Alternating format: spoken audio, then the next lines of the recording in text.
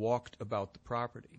There were very specific technical differences that were observed, but in this film, we see an object that some people might say is a model. It's hovering above what appears to be a tree and in front of a house. Is this one of his films? Or? This is one of Billy Meier's films, his earliest film from 1975. Some people would think by a string, but as you see this move off to the side, you notice the UFO hung for a moment at an angle, which is something that's impossible to effect with an object on a string. But it looks like so shaky and like being pulled up and down. Yes. And is this the usual way they fly? No, this was a demonstration flight, and some of what was accomplished here was the characteristic and to be expected movements would come from an object, a pendulum-like object, an object on a string. And then we see these other smooth and flowing movements as the UFO is moving about the tree. We're told that this was done for a couple of reasons. One, to actually demonstrate flight in a terrestrial environment, and two, to also give an out to skeptics who would have to say this cannot be an object from outer space. It would be too threatening to their belief systems. However, at a certain point, we can actually see the top of this tree swaying under the backwash of the UFO. And if we look back at the very opening of this film, we will notice that there's a great deal of space between the UFO and the sky, making it very, very unlikely that it could be an object suspended on a string. And why is this film so like blurry and like looks like an old film? I mean, it is an old film, shot in 1975 on a snowy and rainy day, according to Meier, and shot from a distance. So what we're seeing here is a rather poor quality film, to be sure.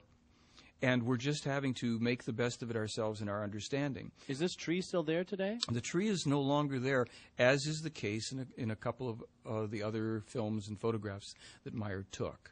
And what do we see here?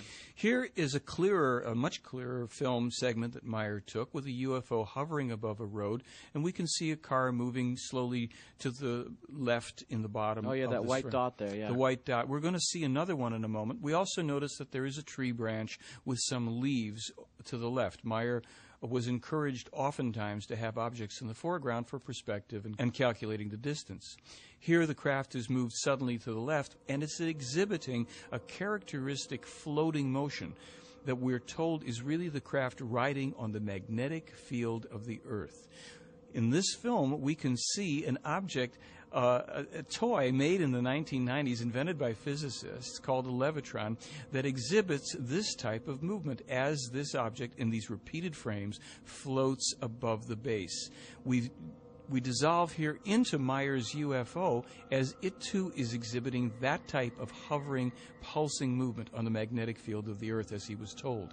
Now watch as the object will suddenly dart away in one frame, disappearing from view. How is that possible? Meier was told that they have technologies that allow them to move out of phase, out of dimension, within a part of a second. They can not only move out of dimension that quickly, they can also pop back into dimension. When the films were examined at Nippon TV, they discovered that indeed there had been no cutting and that the object not only disappears in one frame, but pops back in one frame just as suddenly as you'll see here. So where does it go while it's gone? Well, that's a good question. As we observe it here disappear one more time, we can wonder just exactly where it goes. I don't have an answer for it. That's Billy Meier in the lower middle of the film. He's walked into the film. He'd set up his camera on a tripod as we again see one of the UFOs hovering in the distance. And again, notice that it has this movement, this slight pulsing up and down movement as it rides on the magnetic field of the Earth. And this film? This film, Meier has the UFO as it comes in closer. He also zooms in on it a bit, and we will see two very dramatic effects of a light flashing there from the top. There, yeah. You see it? And then from the rim of the ship. Why is it flashing like that? That was not explained. As a matter of fact, when Meier mentioned it to them, to the extraterrestrials, they were surprised at that effect, and they wanted to see the film too. We see it again go on there. Now, as you watch this film, in a moment you're going to be able to observe more clearly that the craft is actually above the Earth. There's a bit of a hill or mountain just below the time codes there. So clearly this was photographed outside. This was filmed outside. And this is one of the films that the owners of Uncharted Territory, the Academy Award-winning special effects house, they viewed this film and determined that it was not a hoax.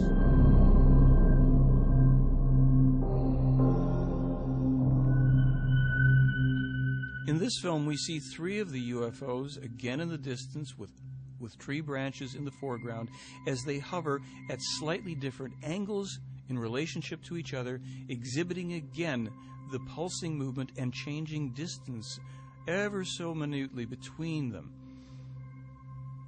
Uncharted Territory said that if they could duplicate actually a different configuration. When was this video taken? This was taken in 1981, outside. Meier has the camera set up. This is his first video camera.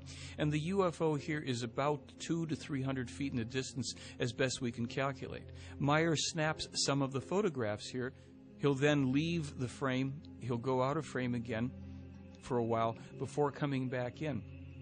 Some skeptics had claimed that this was really false perspective, that it was a small model tree set up close to the camera.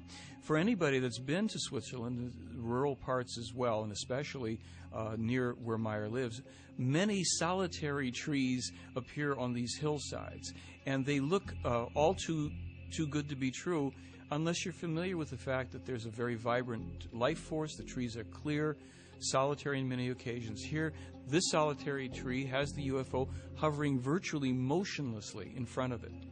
How is that possible? In the other films, it was moving. Here, it's like standing still. Well, it seems that the UFOs can be controlled consciously by the Plejaren.